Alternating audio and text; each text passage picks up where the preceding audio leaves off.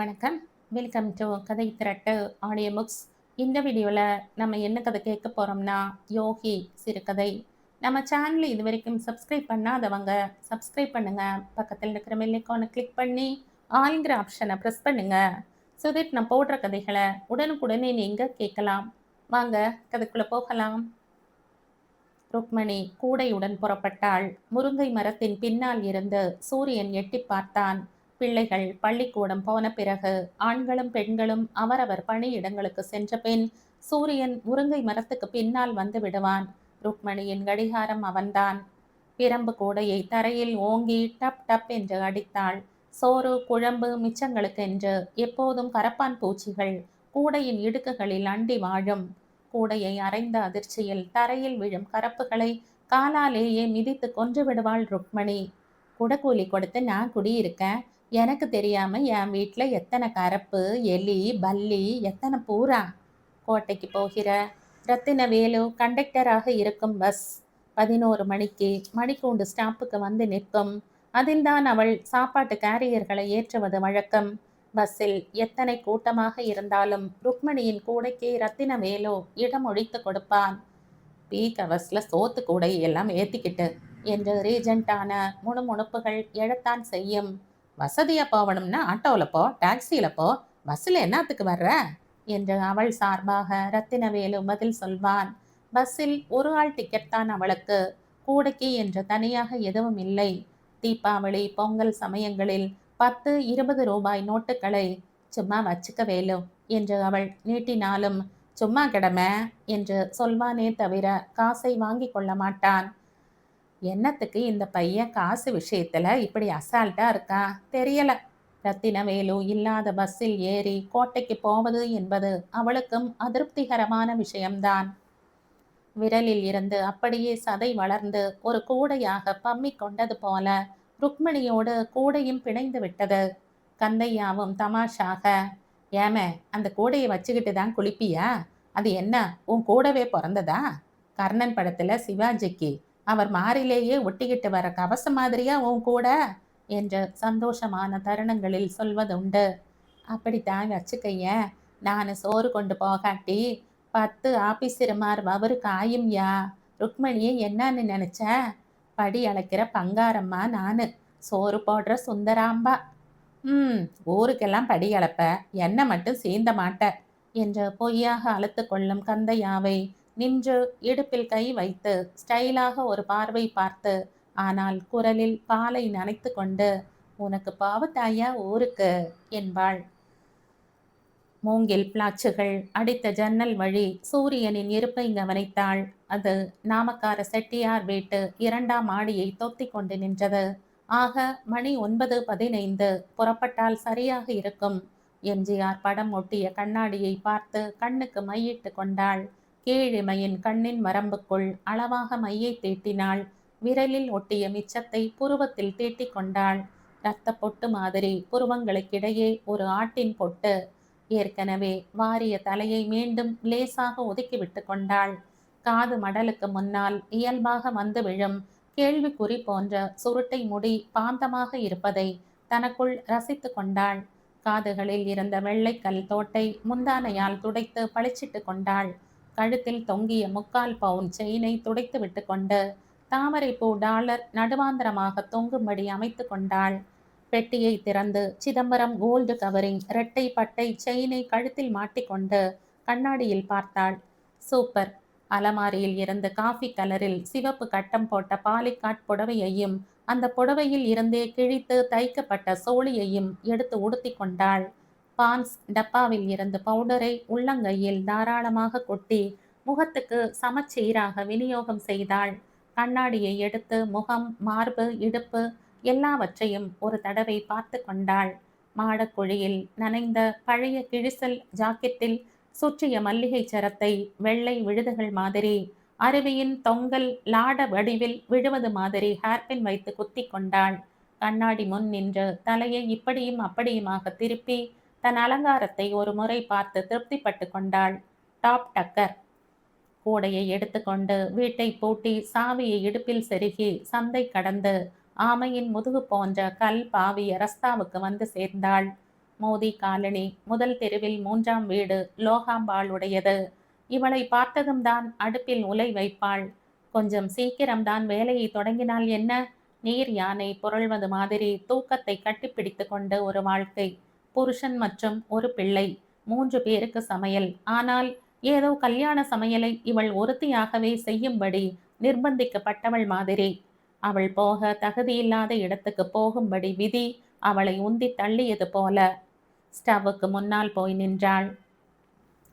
சோஃபாவுக்கு பக்கத்தில் 2 நிமிஷம் டிவி பார்ப்பது என்ற முடிவுடன் உட்கார்ந்தாள் ருக்மணி.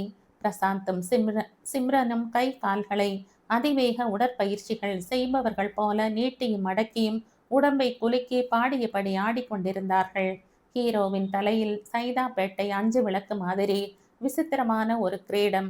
ஹீரோயின் பதிலுக்கு முரத்தை முக்கோண வாட்டில் கவிழ்த்தது போன்ற கிரீடத்துடன் எங்கே விழுந்து தொலைக்குமோ என்கிற பதற்றத்தை ஏற்படுத்தும் ஸ்திதியில் மேலே ஒரு கைக்குட்டையும் கீழே ஒரு கைக்குட்டையும் அணிந்து காதலித்தாள். சுற்றிலும் லஜ்ஜை இல்லாத மனுஷர்கள் மாதிரி காதலர்களுக்கு ஊடாக புகுந்து நாட்டியம் ஆடினார்கள் ஏகப்பட்ட ஆண்களும் பெண்களும். லோகமா, நான் 4 வீட்டுக்கு போய் பாத்திரம் எடுத்தாந்துடுறேன், அதுக்குள்ள ஆக்கி முடிங்க, கொஞ்சம் சீக்கிரமா ஆக்கி வச்சா எனக்கும் சௌரியம் தானே என்று சொல்லியபடி எழுந்து நின்று புடவையை சரி பண்ணி கொண்டாள் ருக்மணி. ஆமா, என்னத்தை சமைச்சு என்னத்தை பண்ணி என்று அலத்து கொள்ளும் லோகாவின் பேச்சை கேட்க பிடிக்காமல் வெளியே வந்தாள்.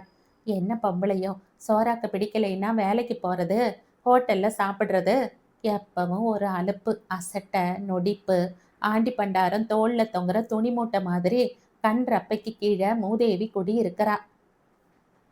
அன்னபூரணி அம்மாள் என்றால் இஸ்திரி போட்ட சிலுக்கு துணிதான் ஞாபகம் வரும். எப்பவும் பளிச்சென்று பாந்தமாயிருப்பாள். நக விரல் முதல் பாவாடை நுனி வரை அப்படி ஒரு சுத்தம். பற்கள் வெள்ளை சுண்ணாம்பு.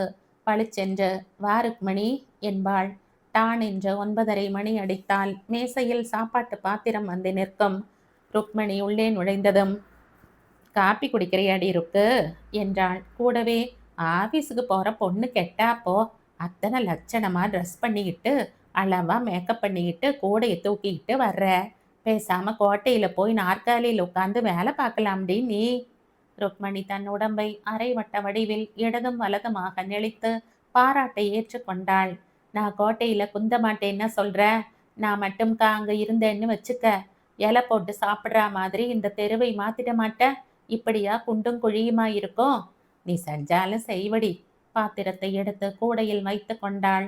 கூடையில் போட்டிருந்த துண்டை சுருட்டி சும்மாடாக தலையில் வைத்து அன்னபூரணி உதவ கூடையை தலையில் ஏற்றி கொண்டாள். 8 பாத்திரங்கள் கூடையில் ஏறி இருந்தன. மோதி காலனியை அடுத்த பிள்ளையார் கோயிலை ஒட்டிய அக்ரஹாரத்தில் 2 பாத்திரங்கள் மிஞ்சி இருந்தன. தெருமுனை கோமு மாமி அவள் சிரமத்தை தவிர்ப்பதற்காகவே தன் பாத்திரத்தை விஜயா மாமி வீட்டில் வைத்து விடுவாள். மாமி வீட்டு வாசலில் பிள்ளையாண்டிருக்கும் பாகி நின்றிருந்தாள். தலை பிரசவம். அம்மா வீட்டுக்கு வந்திருந்தாள். இவளை பார்த்ததும் பாகி உள்பக்கம் பார்த்து ருக்மணி வந்திருக்காமா என்ற குரல் கொடுத்தாள். விஜயா மாமி 2 பாத்திரங்களையும் 2 கைகளிலும் எடுத்துக்கொண்டு வெளியே வந்தாள். விஜயா மாமி பிள்ளையாண்டிருக்கவில்லை என்றாலும் பிள்ளையாண்டிருப்பது போன்ற தோற்றம். ஸ்தூல தேகி, 16 பக்கங்களிலும் போய் போய் திரும்பும் உடம்பு. ஆனால் பொறி கடலை மாதிரி மனசு. திடுமென அவளுக்கு அந்த நினைவு வந்தது. ஏண்டி ருக்மணி, கண்ணாலமாகி 4 வருஷம் ஆச்சோ இல்லையோ, ஒரு புள்ளைய பெத்துக்கிறதுக்கு என்ன ஏதாவது டைம் கைம் வச்சிருக்கீங்களாடி? போ மாமி, புள்ள பெத்துக்கிறது பெரிய விஷயமா? இன்னும் கொஞ்ச காலம் ஜாலியா இருந்துட்டு அப்புறம் பெத்துக்கிறது. எங்க போயிட போகுது புள்ள? மாமி வலது கை விரல்களை முகவாய் கட்டையில் வைத்து ஆச்சரியத்துடன் அவளை பார்த்தாள். பாகி வலது கையால் சிரிக்கும் வாயை மூடினாள். ஜாலியா இருக்கிறதுங்கிறையே, அப்படின்னா என்னடி? மாமா உள்ள இருக்காரா? அவர்கிட்ட போய் கேளு. ஆனா கதவை ஞாபகமா போட்டிக்கிட்டு கேளு. மாமி திட்டுவதற்கு வசை சொல்லை மனசுக்குள் தேடிக்கொண்டிருக்கும் போதே ருக்மணி அங்கிருந்து நகர்ந்து விட்டாள். வெயில் ஜிகினா தாள் மாதிரி மினுமினுத்தது. உதிர்ந்த வெண் தாமரை இதழ்கள் தரையில் பரவி கிடந்தது போல. மரங்களின் ஊடாக புகுந்து வரும் வெளிச்ச கிழிசல்கள் தரையில் கிடக்க அவற்றை மிதித்து கொண்டு நடந்தாள் ருக்மணி. ஷப்பாரே ஷப்பா, அடைச்ச கதவு திறக்காதா, நினைச்ச கதவு பலிக்காதா என்று பாடியபடி சுடும் வெயில் அப்பும் பொழுதி கனக்கும் சுமை, அரும்பும் வியர்வை அனைத்தையும் அலட்சியப்படுத்தியபடி ஏதோ ஒரு ராஜகுமாரி உத்தியான வனத்தில் பௌர்ணமி நிலவில் தோழிமார்களுடன் ஆடிப்பாடும் ரஞ்சித மன நிலையில் பஸ் ஸ்டாண்டை அடைந்தாள். அன்றைக்கும் நல்ல நாள். ரத்தினவேலு படிக்கட்டிலேயே நின்று டபுள் விசில் கொடுத்து பஸ்ஸை நிறுத்தி கூடையை பஸ்ஸில் ஏற்ற உதவி செய்தான். எங்க வராம போயிடுவோன்னு நினைச்சேன் என்றான் டிக்கெட்டை கொடுத்து கொண்டு. பெண்கள் பகுதியில் சில பேர் அவனையும் அவளையும் மாறி மாறி பார்த்தார்கள். குழந்தையை சீட்டில் வைத்திருந்த ஒருத்தியிடம், குழந்தையை தூக்கி மடியில வச்சுக்கங்க என்றவன், ருக்மணி அங்க உட்காருமா என்றான். ருக்மணி உட்கார்ந்தாள். அடுத்த ஸ்டாப்பில் கூட்டம் திபு திபுவென்று இறங்கியது. கந்தையா அண்ணன் சௌக்கியமா என்று மெல்ல அவளுக்கு மட்டும் கேட்பது போல கேட்டான். நல்லா இருக்காரு. அவருக்கு என்ன மவராசை? ஊத்தி மூடின பத்ம விலாசை எங்க வீட்டுக்காரரு தான் தூக்கி நிறுத்தினாரு. அவரு ஊத்துற நெய் தோசைக்கும் அவரு கைப்பட்ட கார சேவுக்கும் கூட்டம் தெரியுது அங்க. நேத்து கூட கேட்டுச்சையா உன் கண்டக்டர் கொழுந்தனாரு எப்படி இருக்கிறாருன்னு. பஸ்ஸை இறங்கினா ஒரு தபா அந்த ஓட்டலாண்ட தான் போயேன். உங்கிட்ட என்ன காசா கேட்க போகுது அது என்றாள். அவள் இறங்கும் நிறுத்தம் வந்தது. ரத்தினவேலு கூடையை அவனாக பிடித்து இறக்கி அவள் தலையில் ஏற்றி வைத்தான். வாதா மரத்தடியில் கூடையை வைத்து கொண்டு உட்கார்ந்தாள். சூரியன் வாய்மையே வெல்லும் போர்டுக்கு பின்னால் ஒளிந்து கொண்டு கண்ணாமூச்சி ஆடியது. இன்னும் 1/4 மணியில் ஆபீஸில் வேலை பார்ப்பவர்கள் பாத்திரத்தை எடுத்து போக வந்து விடுவார்கள். வெள்ளை வெளேர் என்று சட்டையும் வேட்டியும் அணிந்த ஜனங்கள் குழுமி இருந்தார்கள். இந்த வெள்ளை எங்கிருந்துதான் கிடைக்கிறதோ இது போல ஒரு சட்டையும் வேட்டியும் கந்தையாவுக்கு வாங்கி தர வேண்டும். இந்த தீபாவளிக்கு வாங்கலாமா? நம்ம ருக்மணி விலாஸ் திறக்க போகிற அன்னைக்கு அந்த சொக்காயும் வேஷ்டியும் கட்டிக்கிட்டு அவர் சப்ளை பண்ணணும். முதலில் ஃபைனான்ஸ் கோபாலன் வந்து பாத்திரத்தை எடுத்து போனான். அப்புறம் டிரான்ஸ்போர்ட் தியாகு, பிடபிள்யூடி சோமு அண்ணா. என்னம்மா ருக்மணி வந்துட்டியா என்றபடி வந்தார். சோமு அண்ணனும் அண்ணியும் அவளுக்கு ரொம்ப நெருக்கம். உங்க கொழுந்தியா கல்யாணத்துக்கு போகணும் நீங்களே, எப்பண்ணா கிளம்புறீங்க? போகணுமா, வெறுங்கையோடையா போக முடியும்? புடவையும் நகையும் வாங்கி ஆகணும். நாளைக்கு லோன் வந்துடுமாம். ஏன்னு சரியாவே சாப்பிட மாட்டேங்கிறீங்க? தினம் சோத்த அப்படியே வச்சிடுறீங்க. வேளா வேலைக்கு சாப்பிட்டா தானே உடம்பு நல்லா கிண்ணுன்னு இருக்கும். ஏதோ அவளை சமைத்து பரிமாறுபவள் போல அவள் கேட்ட கேள்வி சோமுவை தொட்டு விட்டது. ஒன்றும் பேசாமல் அவன் போன சில நிமிஷங்களுக்குள் எல்லா பாத்திரங்களும் கொண்டு போகப்பட்டு விட்டன. வந்தனாவின் பாத்திரத்தை மட்டும் ருக்மணியை கொண்டு போய் அவளிடம் சேர்க்க வேண்டும். 3வது மாடியில் கடலுக்கு முதுகை காட்டியபடி உட்கார்ந்திருந்தாள் வந்தனா. வா ருக்மணி வா உட்காரு என்று தனக்கு முன்னால் உள்ள நாற்காலியை காட்டினாள். வந்தனாவின் வலது பக்கம் ஒரு சிறு குறிப்பு நோட்டை வைத்து கொண்டு பட்டுசார் நின்றிருந்தார். ருக்மணி, உன் சாப்பாட்டை சாப்பிட்றவங்க உಬ್ಬறாங்களோ இல்லையோ, நாளுக்கு நாள் நீ உப்பிக்கிட்டே போற என்றார் பட்டுசார். அதற்கு வந்தனாதான் பதில் சொன்னாள். ஆமா, உப்புனா என்ன, இழைச்சா என்ன?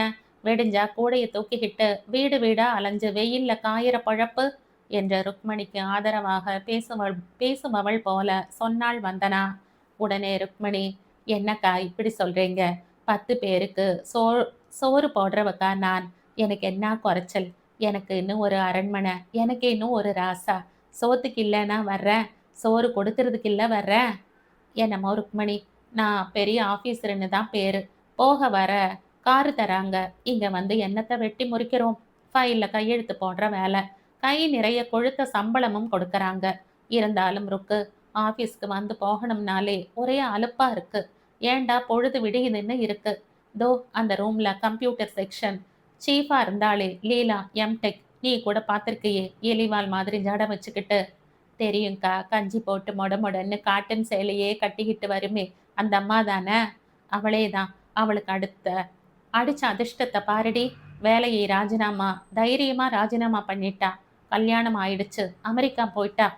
ஐயய்ய, என்னக்கா இவ்வளவு பெரிய படிப்பு படிச்சுட்டு படிச்ச படிப்பெல்லாம் வீணாக்கிட்டு சும்மாவா இருக்க போகுது? என்னத்த சும்மா இருந்துட போறா? அங்க மட்டும் அவ என்ன ஹாயா உட்காந்துக்கிட்டு ஜாலியா ரெஸ்ட் எடுத்துட முடியுமா? குளிரு நெட்டி முறிக்குமாம். வீட்டு வேலைக்கு ஆளே கிடைக்காதாம். எல்லா வேலையும் இவளே செய்யணும். போதா குறைக்கி 10ஆம் மாசமே புள்ள வந்துடும். புருஷனை பார்த்துக்கிட்டு புள்ளைய கவனிச்சுக்கிட்டு ஊட்ட பெருக்கி பெட்ஷீட்டை மாத்தி. போதுண்டி அம்மா போதும். பட்டு குறுக்கிட்டார். மேடம், நீங்க சாப்பிட்டு முடிச்சுட்டு கூப்பிடுங்க, வரேன். ஆமா. சாப்பாடு, கீப்பாடு அது ஒண்ணு தான் குறைச்சல் எனக்கு. என் சொந்த செலவுக்கு கொஞ்சம் அவசரமா எங்காவது கடன் ஏற்பாடு பண்ண சொன்னேனே! என்னாச்சு? ஏதாவது செஞ்சிருக்கீங்களா? மேடம், இனிமே நீங்க லோன் எதுவுமே போட முடியாது. எல்லாமே வாங்கியாச்சு. வெளிய வட்டிக்கு தான் வாங்கணும். வட்டி தலையையே திங்கிற மாதிரி இருக்கு. பரவால்ல பட்டு, வாங்குங்க. அட்ஜஸ்ட் பண்ணிக்கலாம்.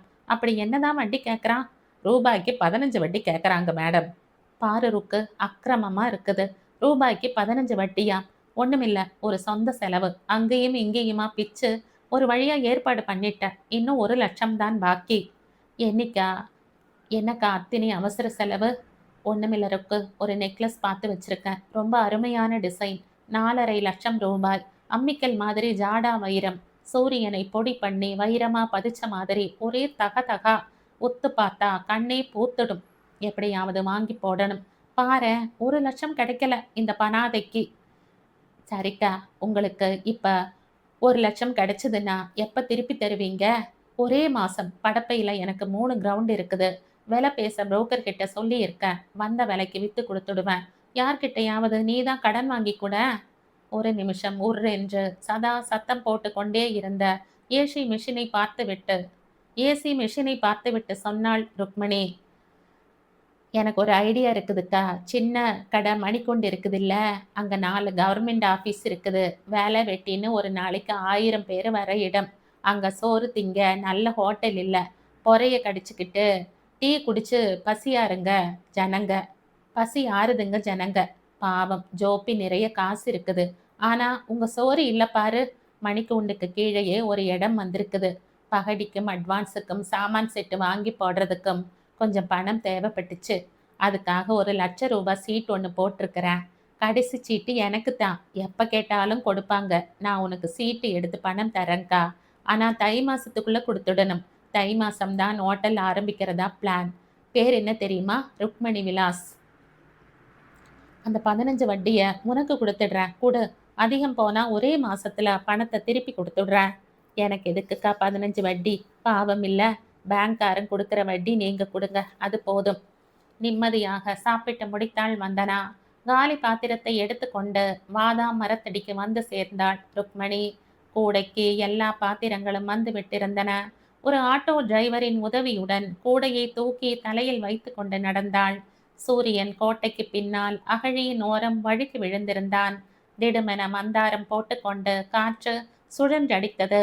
ருக்மணி ருக்மணி விலாஸ் கல்லாவில் உட்கார்ந்து கொண்டு சுவையும் சுத்தமும் கூடிய சாப்பாட்டை வாடிக்கையாளர்கள் சாப்பிடுவதை மகிழ்ச்சியுடன் பார்த்து கொண்டிருந்தாள். இதோடு இந்த கதை முடியுது. இந்த கதை உங்களுக்கு பிடிச்சிருந்தா லைக் பண்ணுங்க, ஷேர் பண்ணுங்க, சப்ஸ்கிரைப் பண்ணுங்க. மற்றும் ஒரு இன்ட்ரெஸ்டிங்கான கதையோட அடுத்த வீடியோல சந்திப்போம். பாய். Thank you.